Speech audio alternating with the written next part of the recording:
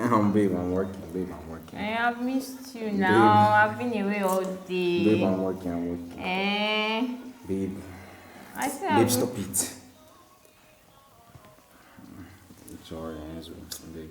You know, babe, I beg. Don't worry. I'll have your time soon. I'm coming, babe. Okay.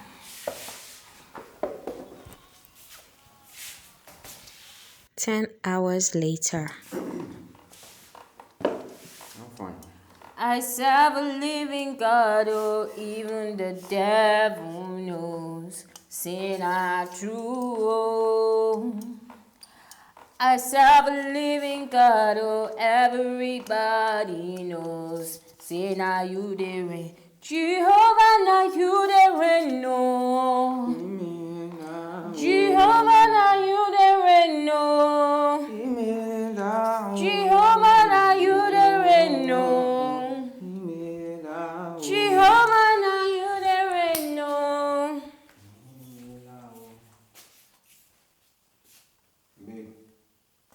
Jehovah, now you the reign, no. Jehovah, now you the reign, no.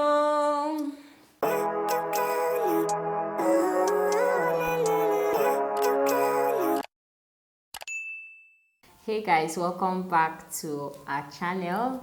If you are new here, thank you so much for hitting the subscribe button, and if you are a returning subscriber, thank you so much for coming back. I have with me here my lovely husband, my wonderful husband.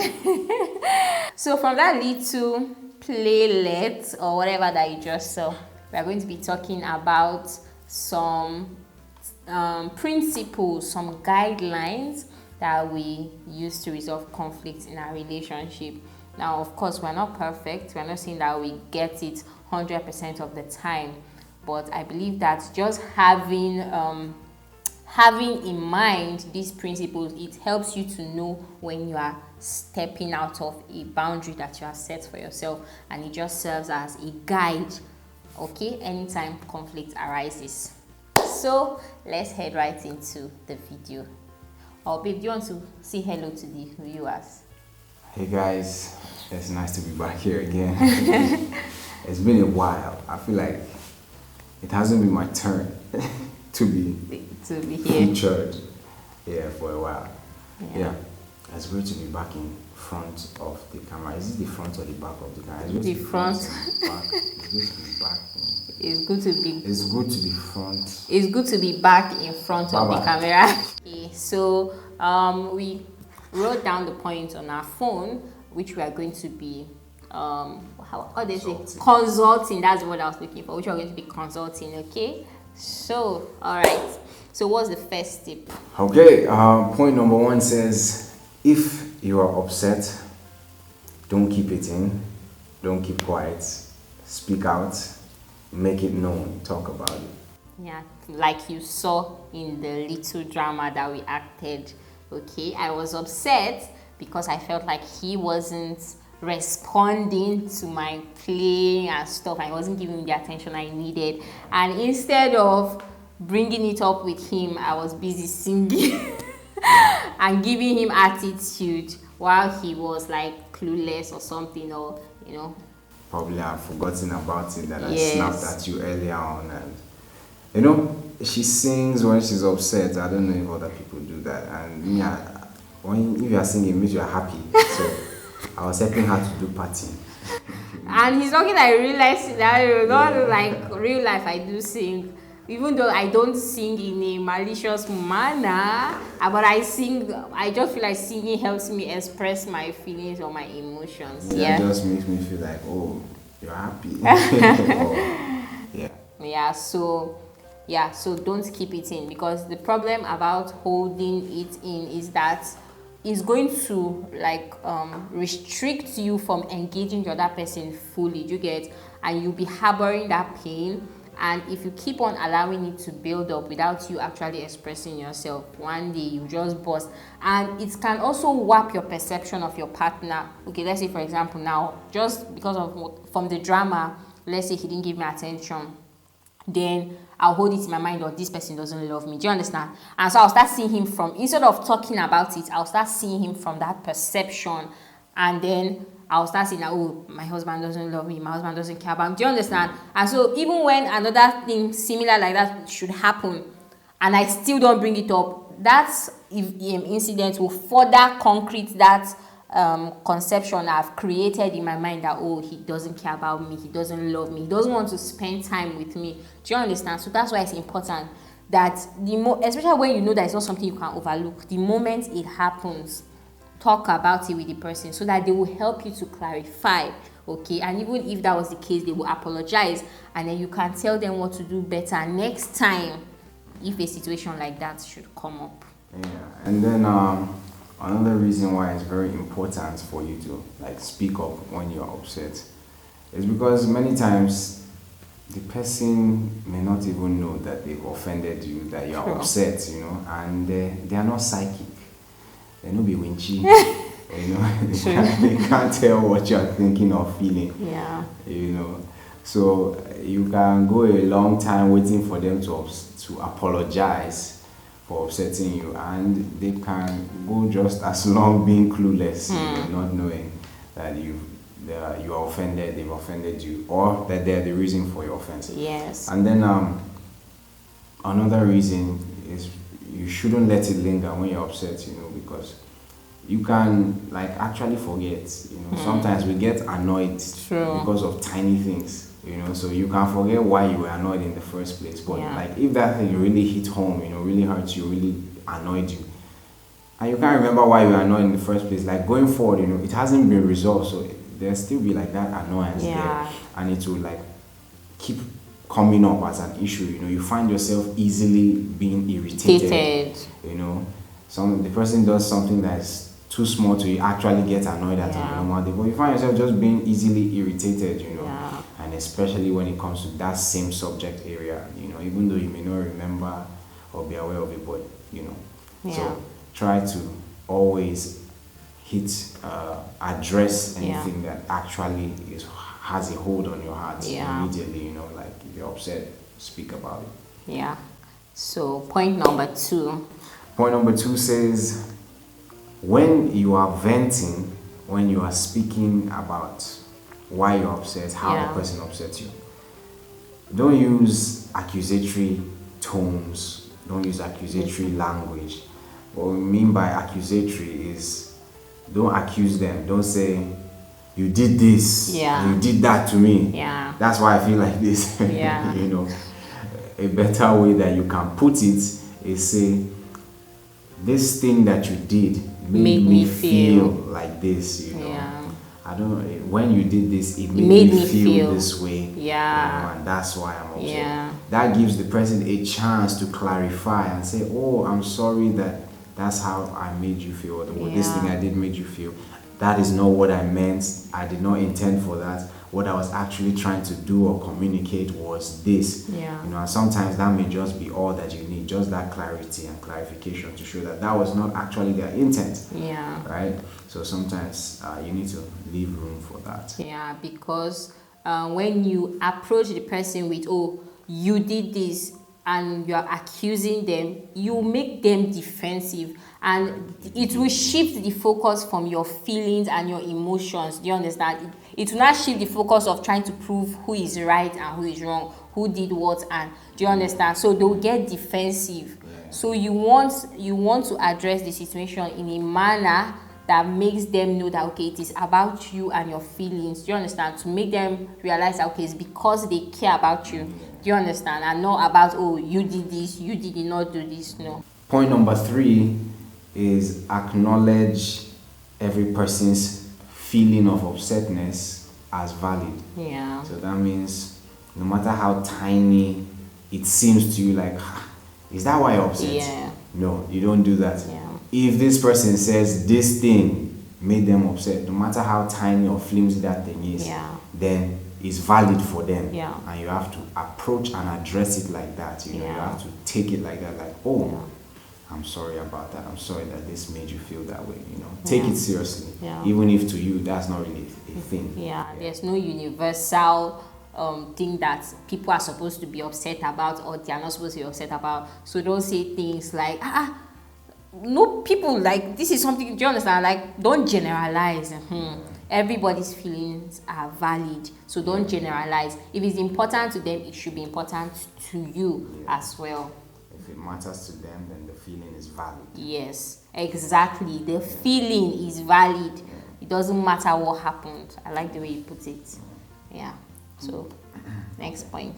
Point number 4 says, don't just listen to respond. Yeah, many of us fall into this trap. Yeah. When I say many of us, I mean myself. I used to do that a lot, especially when we're dating. I had a lot to learn. I've come a long way. Yeah, you're trying. Yes, you know. So don't just, especially women. Let me not generalize, but at least some of the stories I've heard, and myself inclusive. You know, sometimes your partner they just want to pour out, okay? So it's not as if they are trying to accuse you or point fingers, and they just want to be heard, basically. So give them that opportunity to vent. So don't be listening and then you're trying to you're trying to counter everything that the person is saying. No, because you may have a preconceived notion already. Do you understand? But if you give them that opportunity to finish speaking and explaining and everything, your heart might just change and you'll be able to see things. You'll be able to understand, connect with them to understand exactly what they are trying to say. Yeah, I took your point. Okay. All right. So what's the next point? So the next point says. Let me read this one since you read the last one. Okay. Let me let you. The next point says, no cutting calls or walking out on each other, and you must re-engage afterwards if you do. So you want to explain? Okay. Now this one is let me give particular attention to those who are still dating now. Start laying the ground rules from now. When you are calling and you guys are trying to settle that argument over the call and your blood is boiling and you feel you can just easily bam. I think I used to be the one that did, and that was me. Yes. Yeah. So that was something we had to address and lay down as a ground. Yeah. Like, okay, look, that's rude. Yeah. That's like disrespectful. That's hurtful, and that's painful. Yeah. That just only serves to escalate things. Yeah. Like you are already trying to settle. Why you adding more fuel and fire? You get like that can blow it out of proportion. Yes. Okay, and just even steal from the real issue at hand. You get now. Next time you guys come back together, instead of trying to say, this is why I was upset. Nah, somebody is freshly upset about the whole how focus is all about something else, about how you ended the call, instead of actually the real issue at hand. So all these little distractions from the truth. Or if you guys are like, say, physical, like you're seeing each other while the conflict is occurring or occurred, then don't walk out. If you need space to maybe sort your thoughts out or your emotions out, then say, okay, please, can you just give me some time? And don't take an indefinite leave. No, like you can be specific, okay? Please give me some time to just go through ahead. Then your partner will give you that space. And since you're the one who asked for time, then make sure that you come back. Ladies sometimes want to do shaka. I don't now go and sit down and be expecting the person to come and still pursue you again and say no. If you really want to take time, respect that's what you said, and take a specific amount of time and then re-engage. And if you're the one that called the call back. You have to be the one. You have to be the one to call back. Yeah. In fact, if you cut the call, you have to call back and apologize. Say, I'm sorry for cutting the call on you. You get, and then wait for them to respond, accept your apology. Then you now continue. You guys cannot continue. When you have that kind of ground rule, you think twice. Exactly. Because you think twice before walking out of one. Because anytime you do that, like you are the person that made that offense last. So you have to think of your pride it before you can carry on with the previous issue. So just like you have plenty pride to swallow. So it's better to just maintain. Just stay. Just maintain and behave.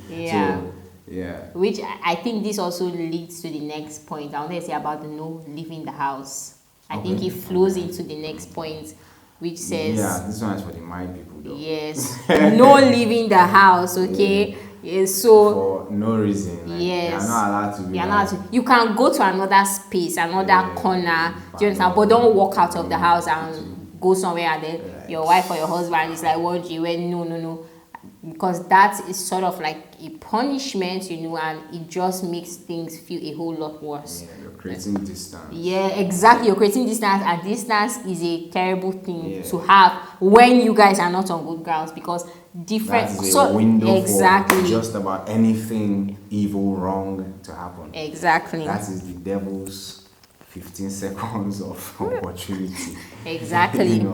Sorry, I'm just trying to check. Okay, yeah. So you can go to another part of the house, okay? But don't walk out of the house. And also, there's nothing like, oh, I'm sleeping somewhere else, you're sleeping somewhere else. No, don't do that. Trust me, it will not end well. It doesn't end well, okay? Yeah, so you have to sleep on the same bed, because what proximity does is that say that well again. She said you have to sleep on the same bed. So after you go to a different room, a different parlor at night, go back. As with all that vex and anger, go and lie down on the bed. It's a tactic. It's a wisdom of God. It's a wisdom, honestly. It's the wisdom of God to help you guys settle by fire, by settle, force, and keep that bond. Yes. If not, all you're doing is you're fueling that distance. Yes. And if you continue to feed the distance, you have to start getting colder. You start caring less about your. In fact, you start feeling like I can do bad all by myself. I can do without this person. Exactly, I can do without this person. You wouldn't want that to become your reality. Exactly. But by the time you feed the proximity, the proximity will make you feel uncomfortable. Like you know that something is not right, and the proximity will push you to want to settle so that you can enjoy it. Do you understand? Oh, I'm preaching good. Okay, so I can put you in the preaching slot for Wednesday this week. I'll be next week. That's it, topic for another day. Okay, so what's the next point? The next point is no use of. Okay, you want to I was pointing it out to you. All right. No, you can read it. Okay, next point says no using insulting or abusive words while you're venting. Yeah, very important. I very serious. Very serious. I mean, women, ladies out there, you feel me? You feel me? Hey, you will not know the strength that a woman possesses until she opens her mouth in an argument. I just made that up. But no use of abusive. If you're upset, like it's okay to be upset and it's okay to speak upsetly. Do you understand? But like don't. And I guess don't shout. It's no shouting among, or you're allowed to shout. Not scream, not hysterically, not in a. Instead of shouting, say you can get intense. You can speak intensely. But you're not shouting at the person. Okay, you can speak passionately. But not shouting at the person with all your anger. Who you want and don't insult your stupid. No need for that. And no hitting as well. No hitting. Whether the woman hitting the man or the man hitting the woman. I know sometimes you want to be dramatic and all that pent up emotion. You don't know, like you just need an outlet, a release, and then you'll be tempted to want to throw something or. But no, for me, what I'm learning and realizing is that a better option is to just say it out. Like all the things you are feeling, all the intense emotion, everything, it's better to say it out or cry. If you're a man, just cry. That is an outlet. Okay? Yeah, or if you're a man that cries too, Yeah, cry. We have crying men, so. Yeah. No one. You're allowed to cry if you need to. I still just want to add to that. Okay. My own is, don't forget that you're a Christian. So, remember your heavenly home training. Anger is not an excuse for sin. The Bible says we should not let profane talk come out of our mouth. Right? So don't say anything that is not useful for building and edifying, right? Yeah. Everything that comes out of your mouth should be gracious. So don't throw away the God in you Yeah. just because you're angry. This is the avenue for self-control. For both of you, because even the person listening to you, it will be hard to listen to all this. To listen to someone vent like that and not respond. Your blood can boil too. But both of you have to practice self-control, restraint, and honoring God. In all that you are doing, you have to honor God. So even in venting in a God-honoring manner. Yep. Yeah. So I think with that, we have come to the end of the video. So short. It seems so short, right? But the first video was 15 minutes. So yeah, it ends as 15 minutes. Yeah, okay. Yeah, so you want to sign out? Tip? Oh, sorry. I forgot. Okay, I forgot. Sorry. So this is like a tip, Sha. Yeah. You have to remember that you guys, if you have not learned it before, learn it now. And if you've learned it before, remember that you guys are not opponents. You are not each other's opponents. You are on the same team. Yeah. This is a view to have towards arguments. Yeah. Don't see yourselves as we're on opposite team. Especially if Barca you're engaged. Madrid. Okay, Messi, Cristi. It's not me trying to win the argument against this person. Yeah. No. You have to be on. You guys are on the same team.